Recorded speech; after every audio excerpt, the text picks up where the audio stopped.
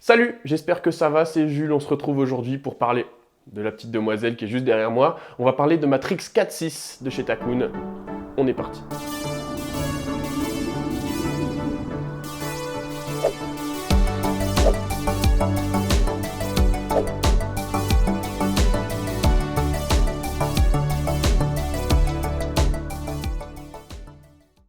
Juste avant de commencer, vous allez voir quelques images tout de suite de ce qui arrive prochainement sur la chaîne. Je vous laisse essayer de deviner en commentaire de quoi il s'agit.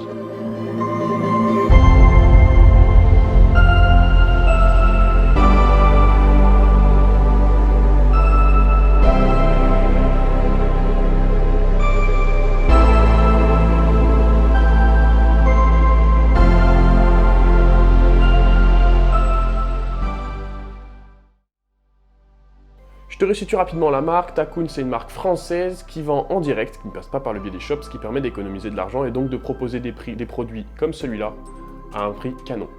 La totalité de la production de planches de chez Takun est européenne. Elles sont faites au Portugal, à Peniche, dans l'usine de Takun. Je te resitue rapidement mon niveau et ma pratique. Je fais du freestyle, mais aussi du cruising un petit peu lorsque le vent est faible. Mais essentiellement du freestyle, j'adore sauter, donc le matos que je te présente généralement, s'il tient le coup avec moi, il risque de tenir le coup avec toi. Je fais 85 kg, donc en général, le matos qui casse pas avec moi cassera difficilement avec les autres. Pour ce qui est des conditions rencontrées, en fait cette planche-là, c'est ma planche unique. C'est pour ça que le titre de la vidéo, il est pas putaclic.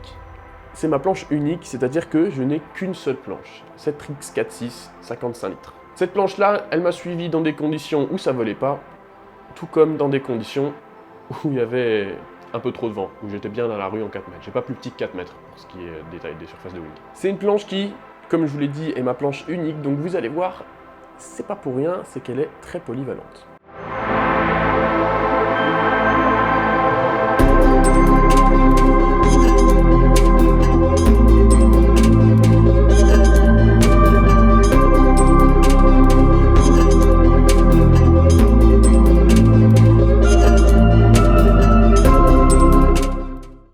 On commence avec les specs. Les specs de cette planche-là sont assez simples, 138 cm par 57. Le shape de la planche est assez proche de celui de la Glide qu'on retrouve chez Takun, en un peu plus ramassé, un peu plus compact. Globalement, la carène en dessous fait vraiment penser à celle d'une Glide. On a ce triple concave qui revient avec ce plat au milieu, légèrement concave, qui permet une glisse, on va en parler tout à l'heure, qui est folle par rapport à son volume. Niveau épaisseur, en fait, la Takun, on se retrouve avec une planche qui est assez fine. Mine de rien, l'épaisseur est conservée tout le long de la carène. Il n'y a pas franchement de points plus épais à l'arrière comme on peut avoir sur certaines planches, avec donc un gros pavé à l'arrière qui s'effile vers le long. Le volume est assez bien réparti, qui fait qu'au moment où on vient à couler, par exemple avec la planche, ça m'arrive quand même de temps en temps, et ben en fait, elle est assez stable sous l'eau. Cette planche-là, comme la totalité des planches de chez Takun, hérite du pain de mousse hydrophobe, donc qui permet que la planche ne prenne pas l'eau lorsqu'elle a un pet, et surtout hyper solide, hyper résistant et souple, qui résiste bien à la cassure. Je vous invite à aller voir les vidéos sur la chaîne de Takun en lien avec ce sujet. Comme toutes les planches de chez Takun, elle hérite de la technologie de l'infusion et évidemment d'un tramage full carbone en 3 axes qui est la marque de fabrique maintenant de Takun. Cette planche, elle est disponible en 4.0, en 4.3, en 4.5 et en 4.6. Sachant que la 4.5 et la 4.6 étaient les deux premières, 45 et 55 litres. Et en dessous, c'est des volumes qui font aux alentours des 37 litres, voire un peu moins, qui permettent à des petits gabarits d'avoir une planche adaptée à leur corpulence. Pour ce qui est du reste de la planche, rien d'incroyable. On est dans les normes de chez Takun, un box US bien fait, bien placé, avec des graduations évidemment pour se retrouver lorsqu'on règle nos foils, des inserts de strap en Y. On n'a pas possibilité de se strapper en goofy ou régular sur cette planche-là, qui est pas, selon moi, ce qui est pas gênant, puisque quasiment tout le monde aujourd'hui se strappe en Y, hormis les surfoilers ou les mecs qui font du freestyle à très très haut niveau, mais qui eux ont des planches du coup quasiment de surfoil, donc strappables en goofy ou régular. Depuis peu, les straps ne sont plus livrés avec les planches, puisque tout le monde n'utilise pas de strap. Donc les straps en V, le kit complet coûte 59 € sur le site Takun. Quand on reçoit la planche, elle est bien emballée, alors certes ça a un coût, les expéditions depuis le Portugal sont pas données, mais en soi, quand on reçoit la planche, il n'y a jamais de pète. La planche, elle est dans un espèce de treillis en nid d'abeille. Je me suis mis debout dessus, alors sans la planche dedans. J'ai pas réussi à le casser. Il y a en plus du polystyrène de chaque côté, et elle est dans son carton. Pour ce qui est du poids, elle est aux alentours de 5 kg si je dis pas de bêtises, il me semble que je l'avais pesé au début où je l'avais.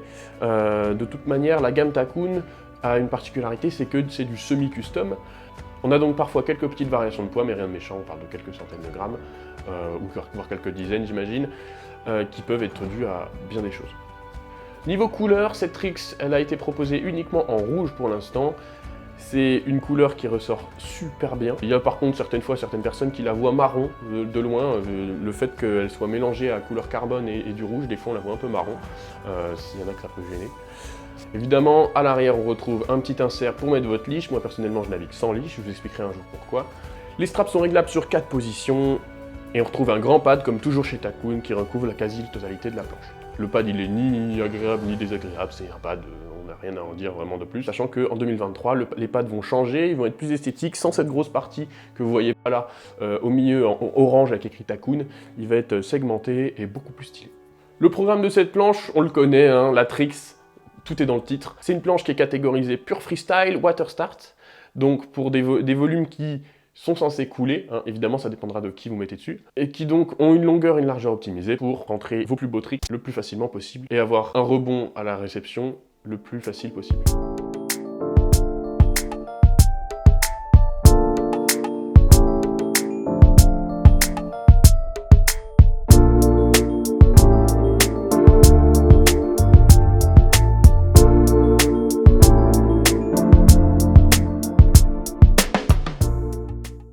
Sur l'eau, qu'est-ce que ça donne?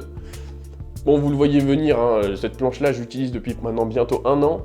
Donc c'est pas compliqué, sur l'eau, c'est un bonheur, que ce soit dans 10 nœuds comme dans 35. Dans 10 nœuds, elle est d'une facilité étonnante pour son volume. En fait, quand j'ai commencé à la wing, j'avais pas de planche à moi, normal. J'évoluais sur une 70 litres, une 70-75 litres, une Axis Frost 5 pieds, pour ceux qui voient, qui était assez facile. Donc lorsque j'ai commencé, en fait, je voulais prendre une planche unique parce que je voulais pas prendre le risque d'investir trop d'argent dans la wing au cas où que ça vienne à me déplaire dans le temps ou quoi que ce soit. Et parce que de toute façon, de toute manière, je suis étudiant, j'ai pas les moyens de mettre 2 planches chez moi pour le moment. 55 litres, c'est un peu un volume qu'on dit bâtard, c'est-à-dire que c'est un volume qui porte pas vraiment mais qui coule pas vraiment non plus. Il y a pas mal de gens qui déconseillent ces volumes-là. La première chose que j'ai fait, moi, de toute façon, quand je cherchais du matériel, c'est que je suis allé chez Chinook, à l'E4, et je me suis renseigné, j'ai posé des questions. Les vendeurs m'ont quasiment tous dit que 50-55 litres, pour mon poids, ça allait être un enfer, que ça allait être super galère, et que j'allais jamais réussir à voler avec. Puisque, selon eux, c'était le volume qui allait pas, puisque c'était pile poil à mi-chemin entre une planche qui flotte et une planche qui coule, et donc j'allais faire le bouchon tout le temps et me casser la gueule toutes les 2 minutes. Au moment de partir, évidemment. Donc il me fallait une planche unique. J'étais parti au début sur, je pensais prendre une Comet SW en 70 litres, la 4.8, qui n'était pas forcément idéale pour le Lightwind, même si je serais parti plus tôt, je pense, qu'avec celle-ci. Mais si c'est pas sûr, j'ai jamais essayé. Mais ce qui me gênait un petit peu, c'était qu'avec cette 70 litres, j'avais un petit peu trop de volume en l'air. Je la sentais un petit peu trop, et c'était vraiment quelque chose qui me gênait. J'avais trop de largeur, elle prenait vachement le vent quand c'était fort, et c'était pas aussi agréable que je le voulais en l'air. Donc du coup, j'ai eu la chance de pouvoir tester une 56 litres, une Elevate Evolve en 4.10, qui fait 56 litres, c'est celle de mon patron, et me rendre compte qu'en fait, ce volume-là est pas si difficile que ça à utiliser. En fait, il suffit de prendre la technique, d'avoir sa petite routine en fait qu'on met en place, tout simplement, qui est que, je vous l'apprendrai un jour, je pars à cheval sur la planche quand il y a peu de vent, et je fais des water start de planche à voile quand il y a du vent. À partir de 25 nœuds, en 4 mètres, j'arrive à faire des water start de planche à voile. Donc pour ceux qui en font, vous voyez à quoi ça ressemble.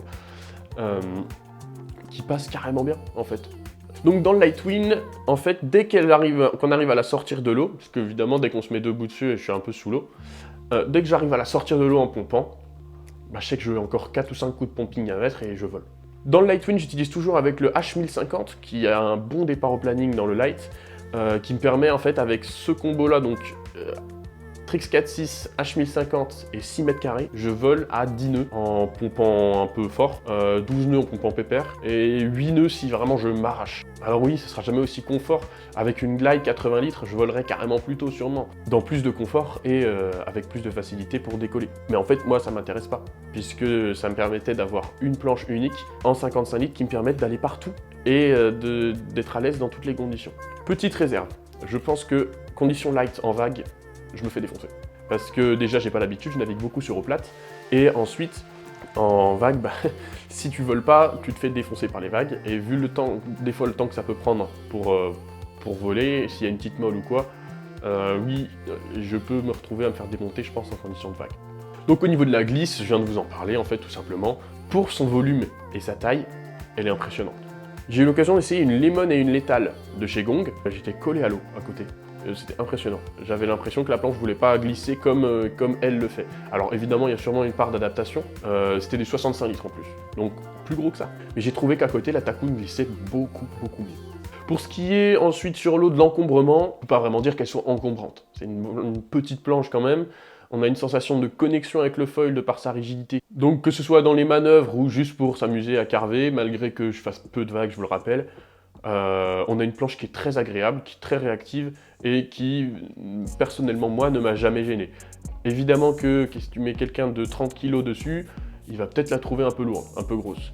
Mais pareil, c'est pas une planche qui s'adresse à quelqu'un de 30 kg, hormis pour du Lightwing de chez Lightwing. Le meilleur, on s'attaque aux sauts. Dans les sauts, je vais vous reparler un petit peu de l'histoire de tout à l'heure. Quand je commençais, donc que j'avais ma 70 litres, la Axis, qui était à mon club de voile, que je la trouvais désagréable. En l'air, c'était dur, j'arrivais pas à monter, et c'était pas très agréable. Mais en fait, je le sais maintenant, puisque maintenant j'ai testé autre chose. À ce moment-là, moi je kiffais, hein, j'étais comme un dingue. Hein. Les sauts, c'est ce qui m'a fait aimer la wing. Hein. Au début, j'aimais pas trop la wing. Ensuite, j'ai pu tester donc, la 56 litres Evolve en l'air radicalement différent. Un profil plus aérodynamique, plus agréable et plus légère. Et ensuite, j'ai testé celle-ci. Il y a encore un step au-dessus. Parce que la 410, la Evolve, elle fait 410, donc elle est un peu plus longue. Et surtout, elle est un peu moins rigide et moins... et elle pardonne beaucoup moins alors des touchettes ou quoi que ce soit. Et alors que celle-ci, tu fais un appel de saut, tu fais une touchette. Alors évidemment, si tu fais une grosse touchette, tu t'exploses la tronche. Mais j'ai fait des touchettes qui sont plutôt bien passées. Et surtout, elle fait 4.6, elle est plus courte, plus légère que la Evolve. Donc en l'air, c'est encore mieux. C'est juste trop bien. Alors j'imagine qu'avec les 37 litres, les 4.0, les 4.3 là, ça doit être encore mieux.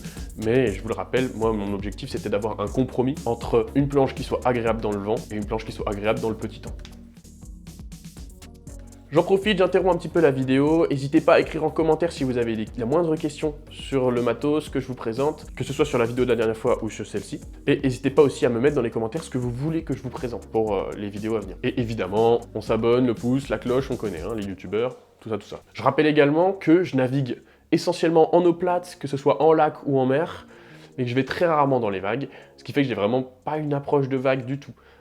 Pour une approche vague, je vous invite à aller voir la chaîne d'Adou Brunner, qui lui, bon, vous connaissez sûrement de toute façon, qui lui, pour le coup, navigue plus souvent dans les vagues et plus souvent en océan. Donc au niveau de l'encombrement dans les seaux, moi j'ai rien à dire. En fait, pour son volume, une fois de plus, je le rappelle, je radote un peu, mais il n'y a rien à dire en fait.